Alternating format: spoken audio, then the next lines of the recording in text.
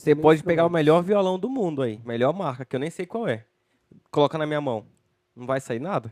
Pegar um Fender lindo ali, ó. Então, Mas o instrumento pode ser, mas nas mãos de Deus, depende de quem vai Sai o utilizar. João. Sai o João.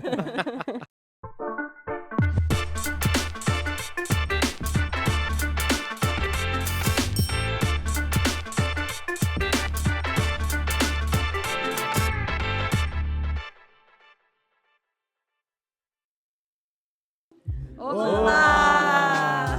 Bem-vindos a mais um podcast dos 10 dias de oração. Like.share.save.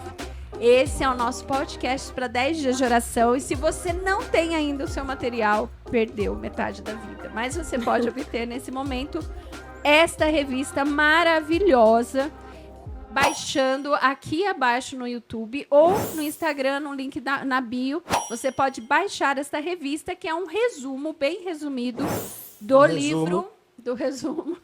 Bem resumido desse livro, O Grande Conflito, que você também pode baixar no mesmo local ou pode procurar uma igreja, encontreumaigreja.org, e lá você chega lá e fala assim, olha, eu vim buscar o livro O Grande Conflito, que o pessoal lá do vídeo falou que vocês estão doando. Nós estamos doando nesse ano de 2023 e 2024. Se você está em 2025, talvez você não encontre esse livro mais lá, mas não custa procurar, né? Mas você vai continuar encontrando lá nos meios comuns. Os digitais você encontra.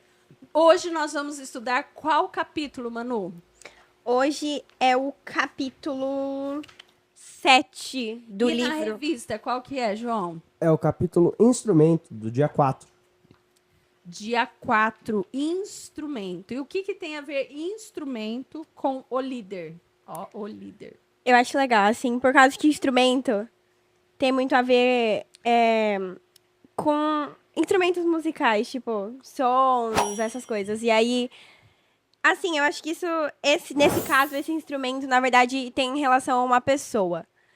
Porque o instrumento musical, a gente usa ele para alegrar uma pessoa ou para comover uma pessoa. E é a mesma coisa com pessoas que são instrumentos de Deus. Elas servem para evangelizar, para levar o evangelho às outras pessoas. Eu acho que tem uma palavra muito crucial pelo que você disse aí, de usar. Que é porque a gente utiliza o instrumento. Né? De diversas áreas. Você utiliza. Não tem vontade própria, né? Você utiliza um instrumento musical para fazer um som, você utiliza o instrumento de trabalho para poder trabalhar em várias áreas, então você utiliza aquele instrumento, né? Então ele, como a Fabi disse, ele não tem vontade própria, você não aperta um botão e o violão toca sozinho. Você tem que ir lá e tocar o violão. Boa. E quando a gente traz isso para o aspecto humano, é um instrumento também. Todo ser humano é um instrumento. Agora, como qualquer outro instrumento, ele só é útil quando ele se permite ser utilizado. Sim. Essa é a diferença do humano, né, para aquele que não é humano, né? Então, assim, quando o instrumento humano ele se permite ser usado, isso, ele pode escolher, né, ser útil ou não. E quando ele escolhe ser útil, vai ser uma bênção. Exatamente. Ele pode. E é muito interessante falar isso, porque a gente pensa assim: não, mas eu não tenho facilidade para falar. Não, mas eu não tenho. Mas não é você que tem que ter a facilidade, né? Porque você vai ser usado por Deus. Então, quem capacita é Deus. Quem dá a habilidade, se ele te chama, é Deus. Igual eu comentei no último episódio, né? Eu sou um cara que falo muito, mas não sei falar lá na frente de todo mundo. E eu tô sendo usado por Deus. Né? Não, mas enfim, eu tô sendo um instrumento de Deus. Todos nós estamos aqui. Você pode pegar o melhor violão do mundo aí, melhor marca, que eu nem sei qual é. Coloca na minha mão. Não vai sair nada? Pegar um Fender lindo ali, então, ó. o instrumento pode ser, mas nas mãos de Deus, depende de quem vai utilizar. Sai o João. Sai o Manu. Depende de quem vai usar o instrumento. É ele que Exatamente. conduz tudo. Basta a gente permitir. E aqui tem um instrumento muito especial, famosíssimo. Um pouquinho conhecido só. Um grande reformador chamado Lutero. Martinho Lutero. Tem até um filme, né? Você tava Tem um falando filme muito bom, inclusive recomendo. sobre Lutero, né? Muito bom. Quem era esse bendito Lutero? Bom, vou começar falando aqui, depois a Manu continua e o João pode fechar com chave de ouro aí. Martinho Lutero era um homem, era um jovem, que ele era alemão, e ele vem de uma família, né, de classe média ali da Alemanha, e ele se formou na faculdade em Direito, que era o sonho do pai dele para Lutero, né, o seu filho, mas o desejo no coração dele não era de ser formado nem atuar no ambiente da advocacia, né, do direito. Ele queria mesmo seguir a linha religiosa, ele queria ser um sacerdote. Então ele consegue entrar e estudar, né, se formar como um sacerdote religioso da igreja cristã medieval. O que era tudo menos o desejo do pai, né? Era tudo menos isso que o pai queria, justamente. Foi justamente isso que tinha, esse desejo que estava no coração de Lutero, né, desde pequeno. E foi isso que ele foi fazer. Uma coisa também que eu achei muito legal aqui é que Deus ele envia pessoas para ajudar Lutero. Quando Lutero quando ele estava no fundo, ele achou assim que estava no fundo do poço, que não tinha mais salvação, Deus levantou pessoas para ajudar ele. Inclusive aquele professor que você falou no início, Melanchthon. Melanchthon. Ele com certeza foi uma pessoa enviada por Deus. Ele foi um outro instrumento usado por Deus, né? Um instrumento usado para ajudar Lutero. É isso aí. Então é isso, eu tava tentando comer. Ela mas tá viciada naquela banana, gente. Eu vou falar. Pra quem tá nos assistindo aí, que é lá da região norte, ela tá comendo ali, aqui é banana da terra, né, Pro? É, banana da terra. Lá na minha terra, lá no norte, é banana Pacovan. Pacovan. Olha, Pacovan, vai mudar a minha banana. Chama Pacovan. Cada dia a gente descobre uma coisa nova com esse pastor, é incrível. Isso aí. Para Lutero, Deus não era tão bom, né? Para Lutero, Deus era alguém que estava pronto a punir. Por isso, ele sofria bastante, né? O livro fala disso, fala de uma visão distorcida de Lutero, né? Tem aqui uma parte... achei. Tem uma parte aqui, pelo menos na minha versão, né? A minha versão é um pouquinho diferente da que vocês vão encontrar, mas ela diz assim: ao pensar em Deus como um cruel tirano, e não como um bondoso Pai Celestial. É uma frase que é importante, porque muita gente vê Deus até hoje como um cara tirano, como um cara mau, como um cara que só quer o mal das pessoas, orgulhoso, né? Sendo que é o oposto, porque a gente está vivo. Isso já é uma prova viva disso, né? Isso já é uma prova perfeita, porque se Deus fosse tão cruel, tão tirano, quando Adão e Eva tivessem pecado, ele ia matar e ia arrumar outro. Quando Satanás teria exterminado ele mesmo. Caiu, né? Quando Lúcifer caiu, ele teria exterminado ele e a parte dos seus anjos. E pronto, acabou. Resolveu. Só criar outro, né? Se ele quisesse aqui, ó. Pronto, criou mais 500 mil anjos. Mais iguais àqueles lá, mas não, ele não é um Deus cruel, né?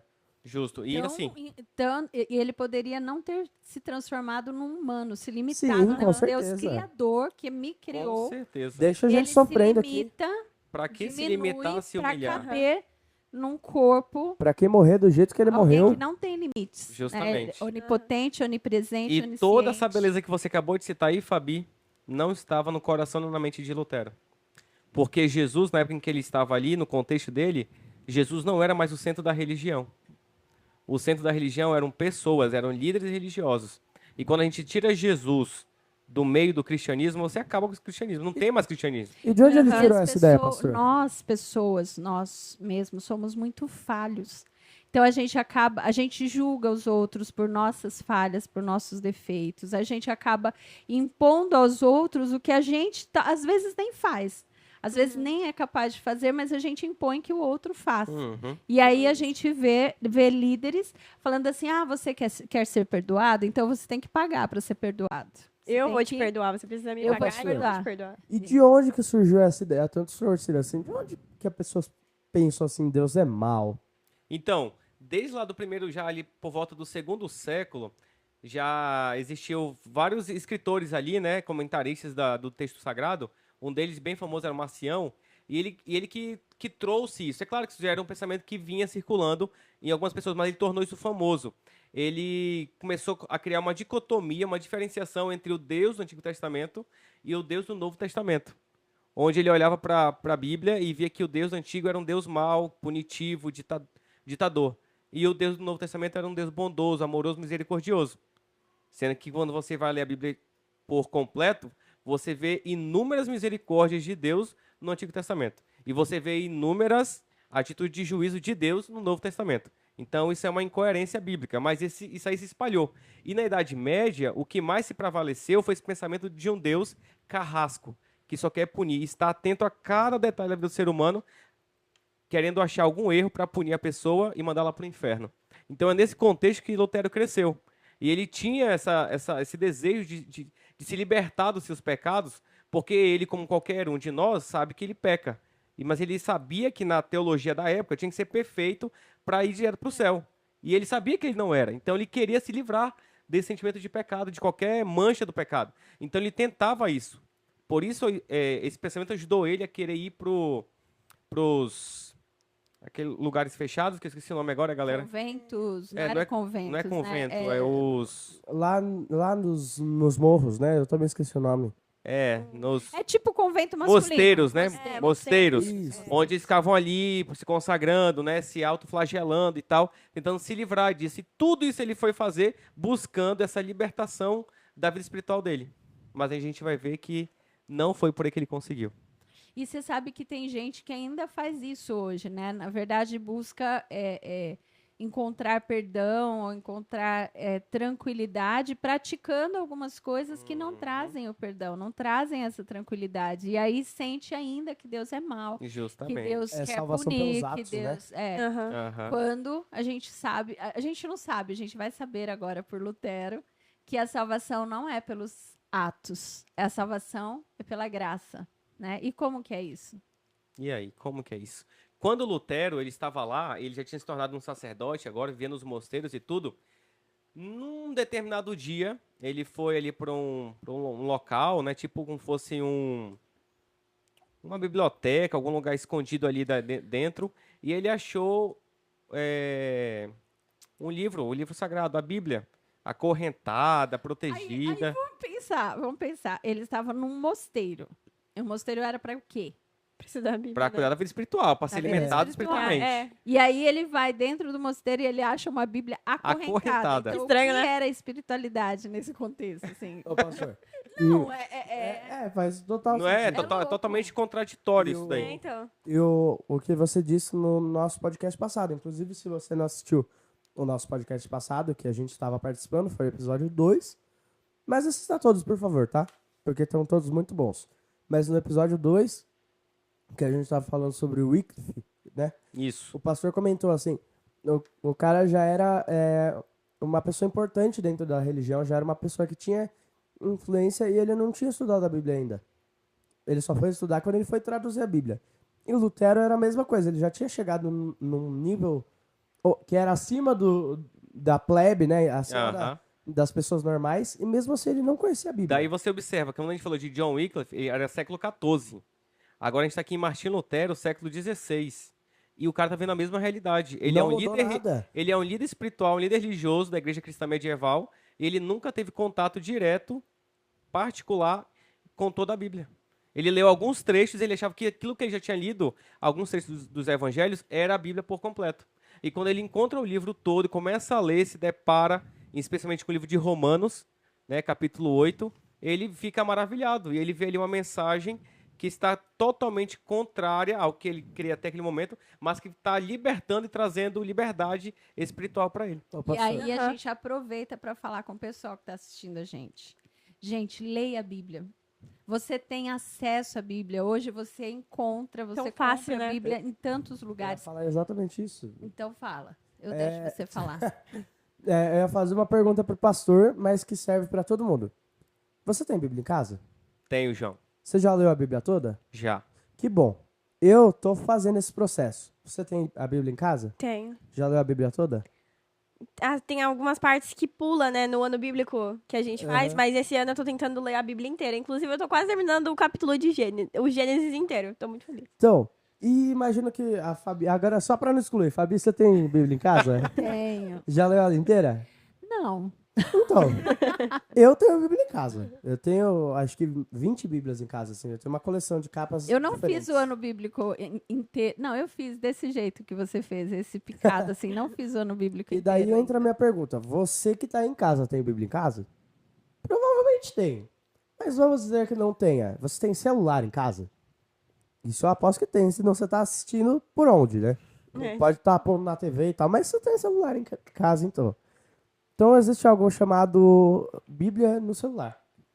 Lá você pode estudar, lá você pode pesquisar, lá você consegue estudar de diversas maneiras. Em diversos idiomas. Sim, obviamente, obviamente que você tem o livro físico, assim, poder abrir, poder ler, e, marcar igual a Fabi fez aqui, é totalmente diferente. Mas se você não tem a Bíblia em casa, às vezes você vive numa casa onde seus pais não deixam você ter Bíblia. Não sei, né? No celular, eu aposto que você pode ter. Então, assim, tipo, a gente tem essa oportunidade hoje. A gente não tá mais no século XVI, no século XIV. Se a gente pode estudar hoje, por que deixar para amanhã, por que deixar mais para frente? E aí pensar, né, João? A gente vê como o inimigo faz. Primeiro, ele não deixa ler a Bíblia. Não. Primeiro você tem acesso à Bíblia, daí ele começa a perseguir os cristãos. Aí depois ele pega e ele embute o que é errado no meio do que é certo. Daí depois ele exclui porque alguém está mostrando a verdade através da Bíblia, ele exclui a Bíblia. Hoje, qual é a técnica? Não, todo mundo tem Bíblia. Tá fácil. Mas a gente acaba não lendo. Mas qual é a técnica? Eu quero Todo mundo vai ter, mas ninguém vai ler. Gente, eu leio muito a Bíblia, mas eu nunca li formalmente de capa a capa. Eu acredito que eu já li a Bíblia inteira, mas eu nunca li de capa a capa formalmente, porque eu não sou muito boa no formalmente. Eu sou muito boa no... Aleatoriamente. Aleatoriamente. Esse negócio de seguir. Eu tenho dificuldades, confesso. Não sou perfeita. Pareço. Eu e minha família, a gente está no processo demorado, mas que a cada dia a gente lê de 1 a 3 capítulos por dia. Daí a gente já tá, acho que há 4 ou 5 anos lendo. Não todo dia, porque tem... Mas a gente fez esse combinado que assim, se não tem alguém em casa, a gente não vai ler. Porque é pra todo mundo ler a Bíblia inteira. Ah, que legal. E daí, esse ano, eu acho que a gente termina. A gente tá mais pro final da Bíblia. Eu não lembro exatamente onde a gente tá. Mas estamos terminando. E tem algo que tem sido muito bom, né? São simplesmente palavras, mas palavras que mudam a vida. Né? Às vezes a gente assiste uma série, um filme que nos impacta, ou lê um livro. E a Bíblia, ela tem tudo isso, só que é algo que nos impacta pro bem, né? Muitas vezes a série ela não vai fazer tão bem, o filme, né? Mas a Bíblia a gente tem certeza que vai ser pro bem, né?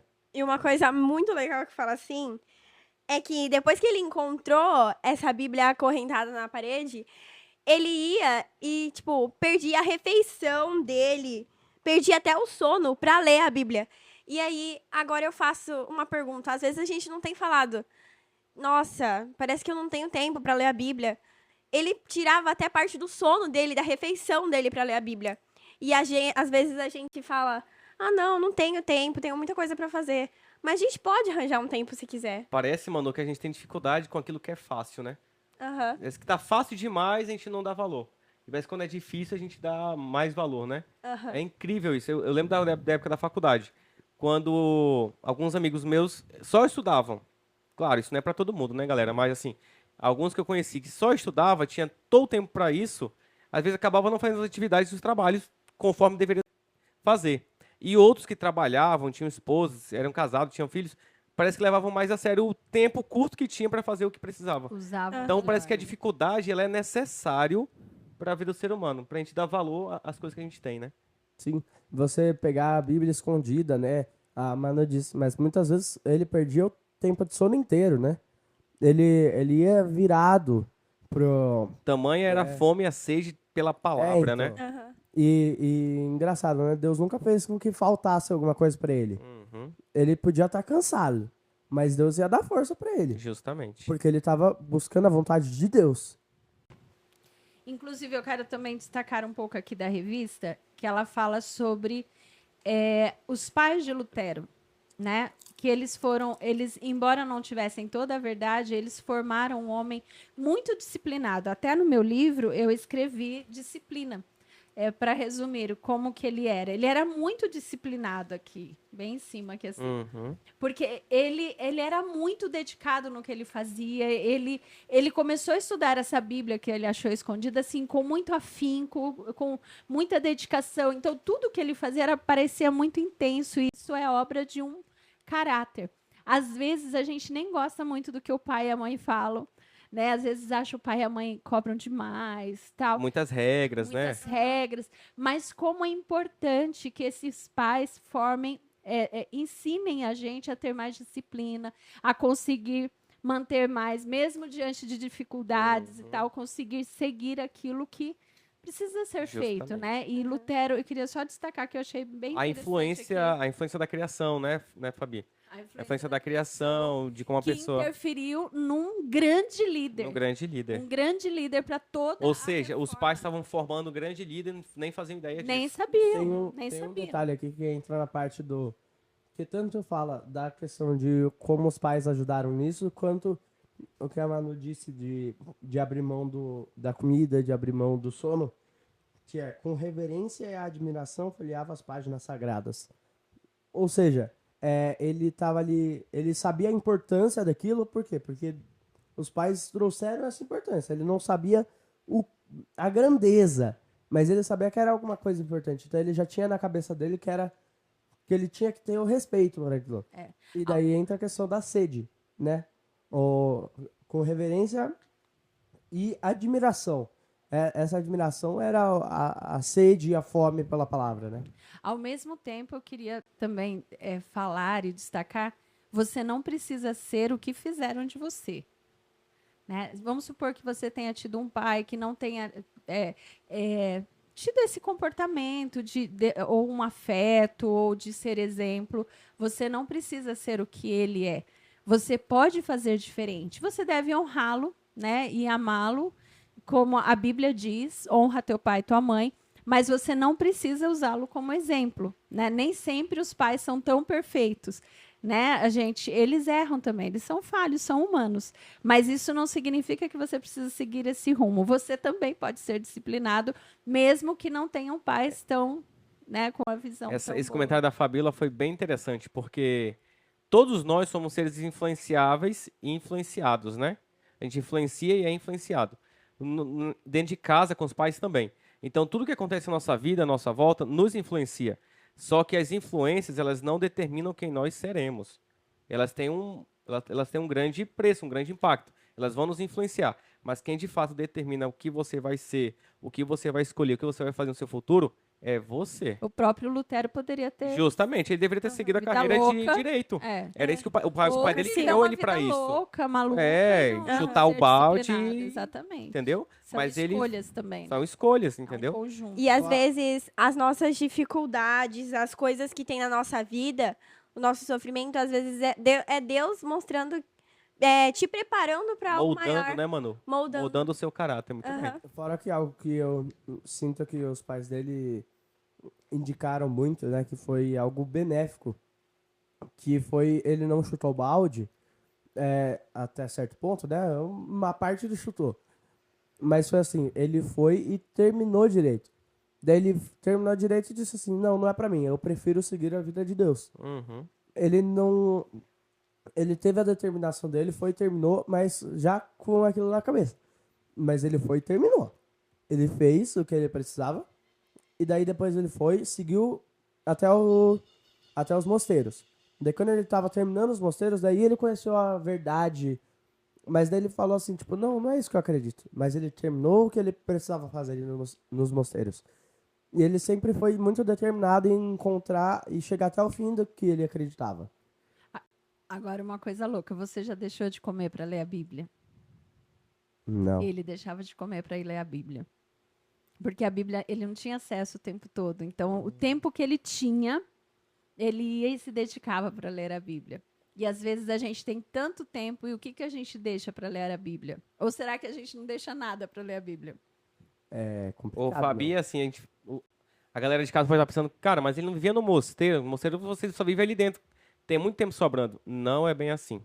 A vida dos sacerdotes que viviam em mosteiros era extremamente ocupada. Eles tinham o cronograma desde a hora de acordar pela madrugada. Tinham várias coisas para fazer, várias rezas, orações, limpar, plantar, cultivar. Eles tinham que fazer séries de orações, liturgias, né, religiosas, se autoflagelar. Então, era uma vida cheia de atividades. Então, geralmente, o que sobrava era o tempo dele comer. E aí, como durante todo o dia dele, semanalmente, não havia espaço, nem um tempo dedicado para a leitura da palavra, o que ele fazia? Na hora de comer, eu vou comer a palavra. É isso que ele incrível, fazia. né? E aí, a frase que mudou a Isso era vida alimento. dele, Fabi, é quando ele leu o livro de Romanos, capítulo 1, verso 17. Aqui foi a virada, né? Os 180 graus. Tipo uma iluminação. Assim. O justo viverá pela fé. Quando ele leu essa frase, ele começou a ponderar, a meditar nessa frase, que o justo vive pela fé, a salvação é pela graça e não por obras. O Lutero foi outra pessoa. Ele começou agora a refletir, a mergulhar, a se aprofundar na palavra de Deus e ver o que de fato ele estava fazendo e o que de fato a Bíblia dizia sobre salvação. E ele comparou e não estava em pé de igualdade. E aí é interessante, porque daí hoje a gente vive, eu acho até interessante em Judas. Judas, ele tem um capítulo só na Bíblia. E eu até escrevi na minha Bíblia que lá tem a graça barata, porque ele fala sobre isso, né? Que é o quê? Ah, não, é só pela graça, então eu não faço nada. E há um conflito com isso, né? Ah, não, a salvação é de graça, você não tem que fazer nada para receber a salvação, certo? Certo. Mas então, por que eu tenho que guardar os mandamentos de Deus? Por que eu tenho que viver essa vida diferente da vida dos outros se a salvação é de graça e não é pelas obras? É justamente porque você recebe de graça, então agora você vai viver conforme a salvação que você recebeu. Porque uma vez que você é salvo, você vai viver como um perdido? Pois é. Não faz sentido, Você né? sofre essa transformação. E aí, quando a gente vai falar dos 10 mandamentos, a gente vê o quê? Que qual foi a guerra no céu? A guerra no céu era uma guerra por adoração. E aí, nos 4 primeiros, a primeira parte dos 10 mandamentos, o que fala? A forma como Deus deseja ser adorado.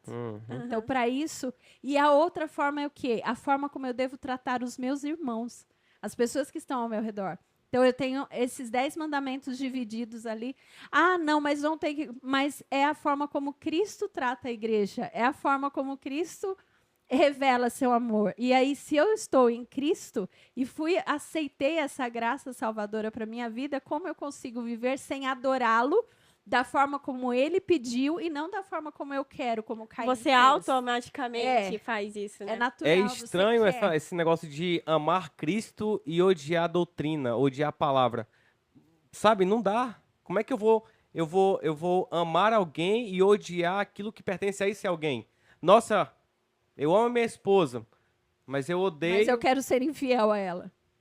Ou então eu odeio algo que pertence a ela, entende? Não tem como. É um combo, você ama tudo por completo. E uma vez que você está salvo, você vai ter prazer em obedecer. Você nem vai parar para pensar assim, nossa, mas eu tenho que obedecer mesmo? Uma vez que você fala isso, você não aceitou a salvação que Cristo está te oferecendo. Porque uma vez que você reconhece a salvação que Ele te dá, você vai perguntar dele, o que mais você tem que fazer? Você vai ter prazer em obedecer.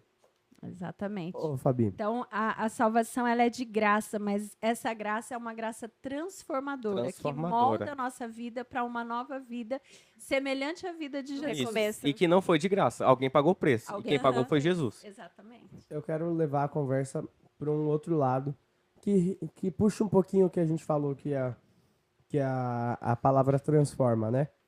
Que no começo ali... Na segunda página do capítulo, acho, fala sobre como Lutero estava mal antes de ler a Bíblia. Antes dele achar a Bíblia acorrentada, antes de entender o que aconteceu, ele estava muito mal, ele estava com o coração pesado.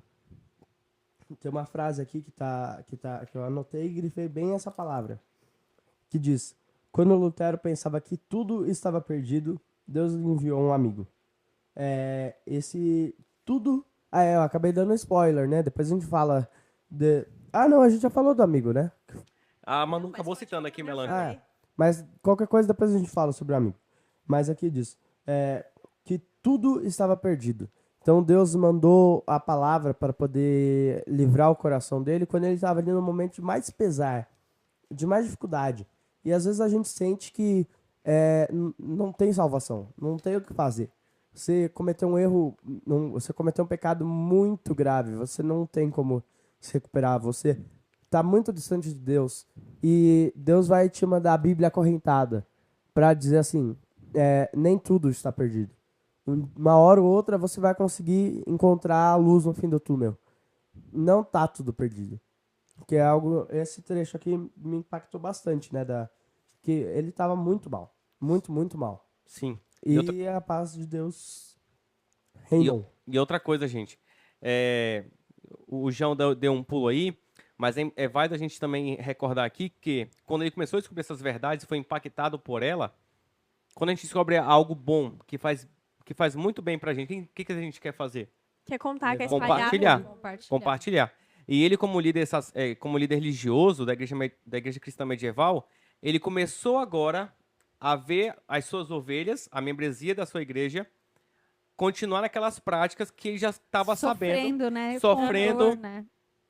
Dando o que tinha e o que não tinha, para comprar indulgências, para pagar, para fazer coisas, comprar relíquias. Imagina uma pessoa que é pobre, que não tem tanto dinheiro, ela dava tudo que ela tinha. E a gente está falando de idade média, todo mundo era pobre, só que não era quem pertencia ao dono dos feudos ali e tudo mais, né? Então, assim, as pessoas davam tudo que tinham, que não tinham, para comprar as relíquias, para conseguir perdão, para tirar almas do purgatório, do inferno. Então, quando a mente dele começou a abrir e ele vê que aquilo ali nada resolvia, que não era daquele jeito, e ele vê as pessoas fazendo aquilo, ele começou a ir com cada uma e conversar com elas pessoalmente e explicar para elas o evangelho, que não era daquela maneira, que não precisava de nada daquilo para elas terem a salvação e o perdão dos seus pecados. E o que aconteceu? A venda de indulgências teve uma queda. Houve uma queda na Bolsa de Valores de Roma.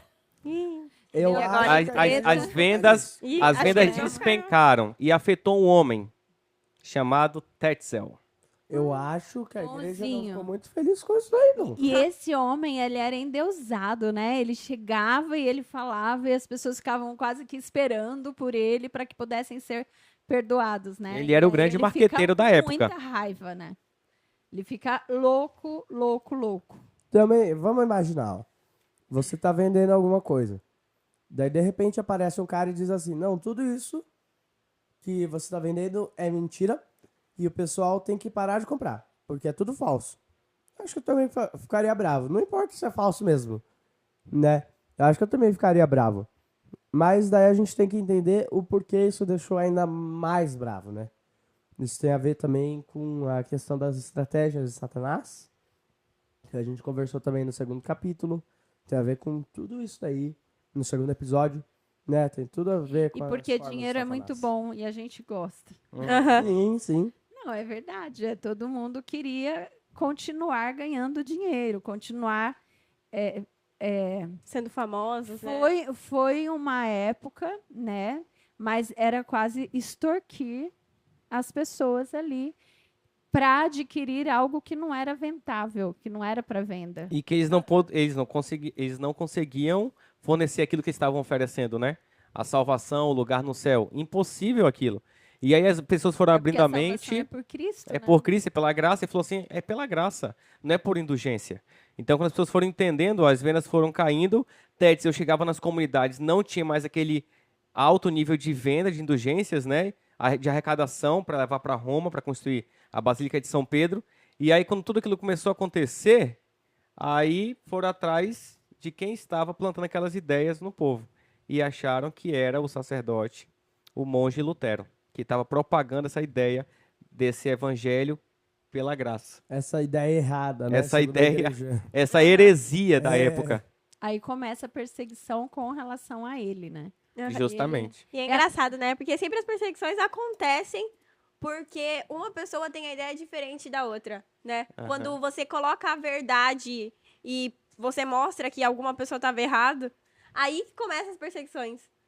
Não, e é interessante porque, assim, na verdade, Lutero, ele não queria causar um problema, ele não queria, não é, eu quero fazer uma revolução, não era essa a proposta. Criar uma nova igreja, não, nada assim, disso. Gente, eu descobri uma verdade, eu preciso contar essa verdade, as pessoas estão enganadas e precisam saber.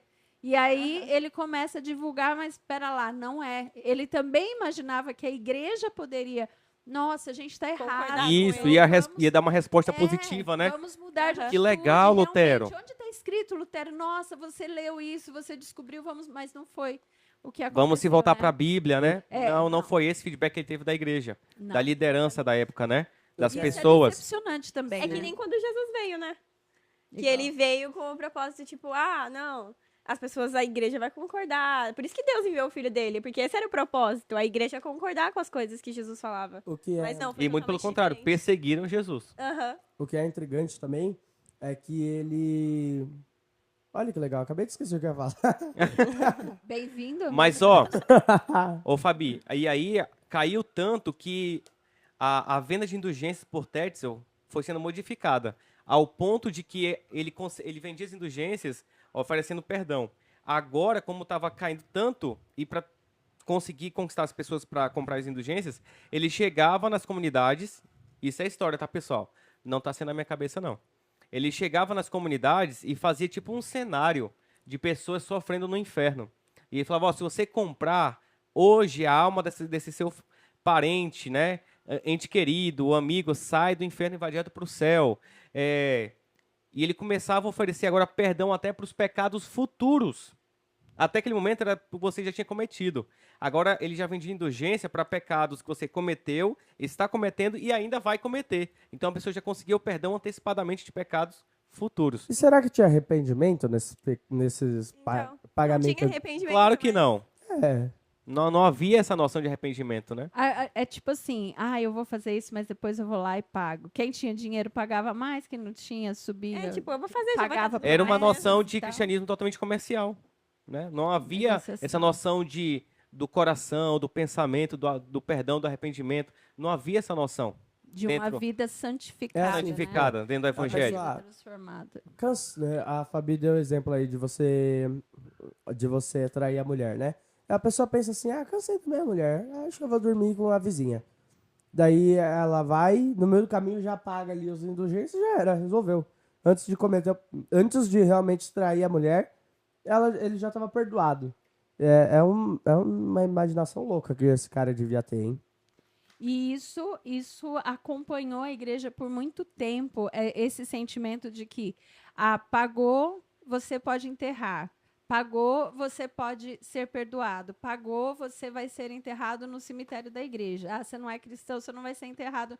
Tanto que existem cemitérios desses reformistas, né? Existe cemitério luterano, existe cemitérios separados, porque tinha toda essa visão ideia, né? durante um bom tempo, Uhum. né? E a gente percebe aqui que daí Lutero, eu achei interessante, tá no final, mas eu achei interessante a forma como ele ficava triste quando ele falava assim, ele fala assim, olha, quanta dor me causou, muito embora eu tivesse as escrituras ao meu lado, justificar para mim mesmo a ousadia de me posicionar sozinho contra essa igreja. Quantas vezes não fiz a mim mesma as perguntas tão frequentes nos lábios que os defensores da igreja diziam. Só você tem sabedoria? Só você tem esse conhecimento? Foi assim que lutei comigo mesmo e contra Satanás, até que Cristo, com a sua voz infalível, fortaleceu o meu coração contra essas dúvidas. Ele lutava contra ele próprio, né? Porque ele era formado Naquilo ali. conceito. Ele tinha aquela visão de mundo. Era aquilo para ele. Você ser alguém fora da sua época é muito difícil. Exatamente. É muito difícil. E até hoje, pastor, imagina uma pessoa que a vida inteira aprendeu. Por exemplo, nós acreditamos, a Bíblia afirma isso daí, afirma que o quê? A pessoa morre, o fôlego volta para Deus e o corpo vai para a terra, nós entramos num sono. Quando Jesus voltar, seremos ressuscitados. Imagina a pessoa que acreditou a vida inteira de outra forma, de repente ela tem que mudar esse conceito. Às vezes, a pessoa vai ter que mudar todo um conceito de vida, toda uma estrutura de vida para assumir uma nova vida. E defender, talvez, essa nova mentalidade. Não é fácil. E enquanto vai correr essa mudança... pessoas, família e tudo que acreditava. E ela mesma vai estar desconfiando dela mesma, dela própria, como o Lutero desconfiava dele próprio. Será que é isso mesmo, né? Será que não é muita ousadia minha estar, né, afrontando a igreja cristã medieval? E o grande ponto da virada também, a Fabi aqui, João e Manu, é quando ele teve que fazer uma viagem para Roma, né, para a cidade de Roma. E quando ele fez essa viagem a pé, da Alemanha para lá, e ao chegar lá, subir as escadarias, dita que era de de Pilatos. E ele queria viver aquela experiência, vida, né? Que prometia dar para ele uma liberdade, a paz que aceitou no entendimento, que não veio, né? E aí quando ele estava subindo as escadarias, né? Como se Deus tivesse falado no ouvido dele e falado assim: Lutero, o justo viverá pela fé. E aí naquela hora foi quando deu um insight nele e entendeu: não é isso aqui. Não preciso disso. Ele se levantou, saiu daquele lugar onde ele viu, né, diversas práticas absurdas e ele voltou para a Alemanha com aqueles pensamentos, né, de que estava tudo errado.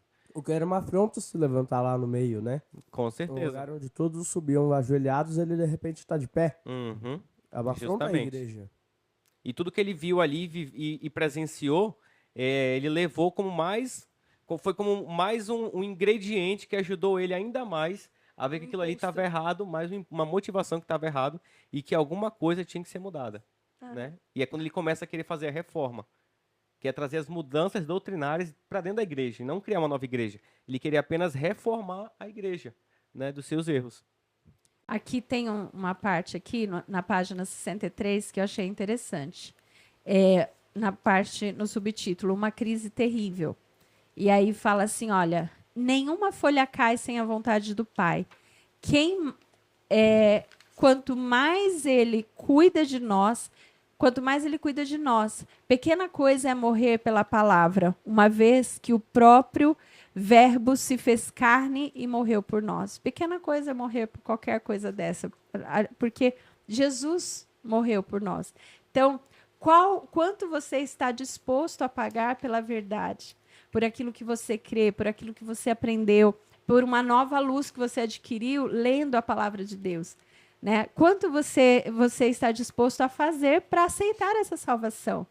Né? Quanto a gente está disposto? E, Fabi, a gente tem que entender que Jesus tem que ser a nossa motivação, né? A cruz tem que ser a nossa motivação. Até emociona, né? Você pensar, nossa, uma pessoa que era adorada por anjos e tudo mais, desce para morrer por pecadores que o rejeitaram ainda, que muitos o rejeitaram. Então, assim, é algo... Isso tem que ser a nossa motivação para continuar. Porque o que adianta, sabe? Não vai valer nada se você, sei lá, perder alguns amigos, sendo que você vai ter Jesus do seu lado, sabe? À vista dos anjos, é absurdo o que aconteceu, né? Como não viram Jesus, como não aceitaram, é inexplicável. Como ele vai morrer, né? Porque os anjos só Deus tem a onisciência, a onipotência. Os anjos não tinham. Os anjos eram plateia assistindo todo aquele conflito. Sim. E aí, como os anjos viram, né, o inimigo instigar as multidões ali e matarem Jesus. Né? Esse Deus maravilhoso. E aí, pergunta pra gente. Pode falar. Não, é que eu não sabia que você ia fazer a pergunta. Não, pode fazer. É que eu vou fazer uma analogia meio diferente sobre essa visão de como a gente consegue ver as perspectivas que você disse dos anjos, né? Um exemplo perfeito de perspectiva é quando a gente pega, por exemplo, um jogo de futebol. Quando você está assistindo um jogo de futebol pela TV, você está vendo tudo. Você vê todas as jogadas, você vê todos os lances, todos os momentos e tal. E ali você vê um panorama como se fosse o panorama dos anjos, né? Você está vendo ali tudo o que acontece ao mesmo tempo, por cima, da forma que acontece e tal. Agora, não sei se o pastor gosta, mas eu amo fazer um futebol de domingo de manhã com o pessoal da igreja e tal, super da hora. E daí você vê alguém que está assistindo de fora, tem uma perspectiva diferente do que você tem. Quando você tá ali, você vê que não dá pra chutar, você tem que passar. Mas daí a pessoa que tá de fora diz assim, não, você tinha que chutar. E é uma perspectiva diferente. E é mais ou menos essa perspectiva que eles viviam naquela época, né? Eles só veem o ali, eles só veem onde eles estão vivendo, eles não veem o todo, eles não veem a Bíblia, eles não veem o que tá acontecendo. Eles só veem o ali, ó. É o que importa. Ali ao redor não importa. É o chute pro gol. Ou passe, sabe assim? Uma coisa interessante que aparece aqui na página 62, fala um pouquinho. O pessoal persegue e ele fala assim, me prove que eu estou errado. Aí os príncipes, né, que o defendem, falam assim, gente, prova que ele está errado. A gente entrega. Mas prova onde está o erro dele. Mostra pra gente. E as pessoas se revoltam e não mostram. Não tem como mostrar na Bíblia onde está o erro. Mesma coisa que aconteceu com Jesus. Prova que está errado. Pega a Bíblia e prova. É só isso. Não tinha como. Simples assim. Simples assim. Mas não era simples assim. Não era simples. Né? Porque eles não queriam aceitar. Porque eles já sabiam que estava certo. Exatamente. Só que eles não queriam dar o braço a torcer. Assim, era aquela fala, não é a Bíblia, é a palavra dos chefes da igreja. Era a palavra, aqui até aparece de pais, né? De outras pessoas. Mas a fonte é a palavra de Deus. Não são pessoas, é Deus. Deus é a fonte da sabedoria. E é interessante, Deus né, Fabi? Como essa descoberta de Lutero, essa pregação do evangelho mais coerente com a Bíblia que ele estava dando, começou agora a atingir o coração de pessoas da elite da sociedade, como os reis, né? Eles começaram a perceber que havia ali mais discernimento, havia ali mais harmonia, mais lógica, fazia mais sentido. E também que aquela pregação de Lutero dava também a eles uma maior liberdade de Roma. Porque naquela época, na Idade Média, a gente sabe que todos, né, os reinos, os donos de feudos eram submissos, né, ao pontífice de Roma. E não só submissos no quesito de obedecer, mas de sustentar financeiramente com impostos, né?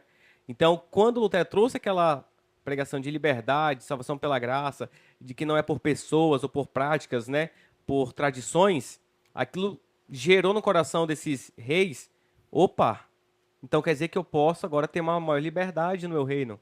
Eu posso criar as minhas leis, eu posso ser mais independente de Roma. Então, isso aí também ajudou eles a querer patrocinar e a proteger Lutero. Gente, Deus, a gente não pode se confundir, a gente não pode se iludir. Deus é um Deus de liberdade. Sempre que tirarem a sua liberdade falando que é em nome de Deus, não é verdade. Porque Deus é um Deus de escolhas, Deus é um Deus de decisão e de liberdade. Você tem a liberdade de escolher entre o certo e o errado, escolher entre seguir a palavra de Deus ou não seguir a palavra de Deus. Sempre que você é obrigado a fazer qualquer coisa, não é de Deus. Não é de Deus. Porque ele é o Deus de liberdade. Enganam a gente, né? É uma liberdade muito louca, né? Que te liberdade permite louca. fazer o errado. Exatamente. Mas é liberdade. Enquanto a gente teve aqui o testemunho do pastor Júlio falando que ele estava bêbado, afogado, né, em vômitos dele e tal, que ele estava tão mal, a bebida, enquanto a bebida te aprisiona, e é difícil às vezes as pessoas saírem da bebida, deixarem de beber, porque elas começam a ser aprisionadas, ou drogas. Você começa a usar drogas, é difícil sair das drogas porque aprisiona, e a gente chama isso de liberdade. Né? Beber é liberdade, usar tal coisa, outra coisa é liberdade, quando na verdade é a perda da liberdade. Deus é um Deus de liberdade. É o mais puro aprisionamento que tem. Porque você vira escravo Porque do o mais pecado. puro aprisionamento que tem é aquele que você não percebe, que é o que a droga, a bebida traz. Exatamente. Né? A sexualidade traz, né? A sexualidade pervertida traz. Você tá preso e acha que não tá. Essa é a pior prisão que existe. Porque o prisioneiro não se reconhece. Exatamente, né? Eu acho que a maior liberdade é você poder escolher estar preso. Porque esse tipo de liberdade assim, você não escolhe. Se você entrou naquele mundo, você não consegue mais sair. É difícil. Difícil. Você precisa muitas vezes da ajuda de um familiar, de um amigo, alguma coisa assim. Agora, se você quiser trazer essa questão da prisão que seria a igreja, até isso, realmente você tem que seguir algumas regras, você tem que deixar de fazer algumas coisas, mas essa é uma prisão que, querendo ou não, você pode sair a qualquer momento. É uma prisão e que tem umas prisões que eu acho muito engraçado, são, acho que na Suécia, que lá o preso vive melhor do que muita gente aqui no Brasil. Nossa, é impressionante, lá é uma cela gigantesca e tudo mais. Lá é uma prisão, mas que lá é pra pessoa viver melhor.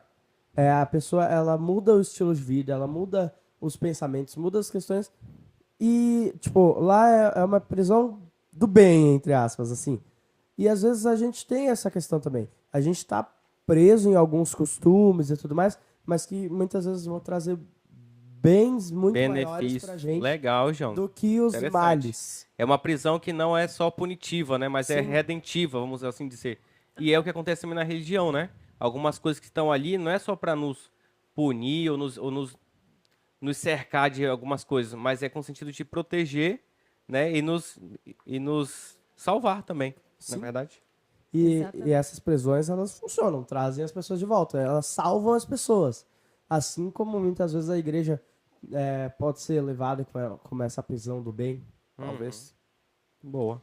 Muito bom. E estamos chegando ao final do nosso podcast. Tem muita coisa ainda para conversar, mas vamos deixar para hoje, às 10 horas da noite, nossa live. Imperdível, hein? Temos 10 horas da noite uma live para ouvir você também, para você trazer as suas ideias, comentar. Você pode entrar ao vivo com a gente, conversar ali. A gente vai deixar espaço para vocês entrarem ou deixar o seu comentário aqui no YouTube e depois a gente vai conversar. A nossa live vai acontecer no Instagram, tá bom? No Instagram acontece a nossa live às 10 horas da noite. Se a gente conseguir, a gente faz simultâneo, mas eu acho difícil fazer live de Instagram e YouTube. Não estamos nesse nível aí. Um dia a gente chega lá. Num dia, quem sabe. Mas é isso. Pode falar. Então tá bom.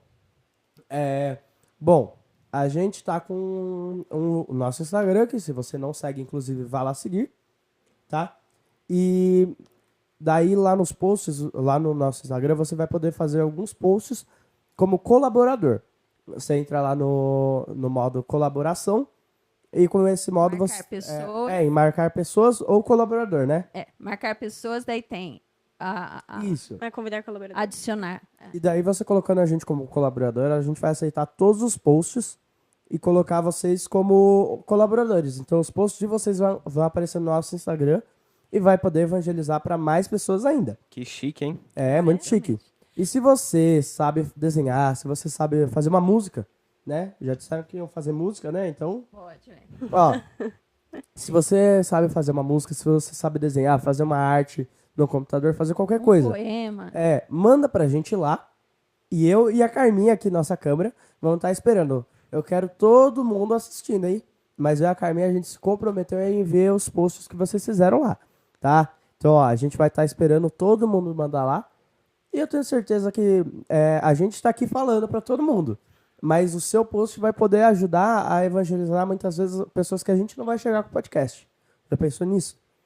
Então, assim, não perca essa oportunidade de evangelizar você também, né? Às vezes a gente fica assim, o que a gente pode fazer, pastor? O que eu posso fazer, mano?